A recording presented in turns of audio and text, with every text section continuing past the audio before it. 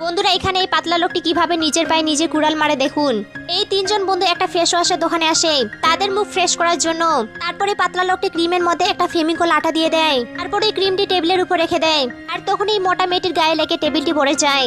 তারপরে মোটা মেয়েটি ক্রিমগুলো তুলে টেবিলের মধ্যে রেখে দেয়। আর এইদিকে পাতলা লোকটি বুঝতে পারছিল না কোন ক্রিমের মধ্যে ফেমিকল আঠাটি রয়েছে।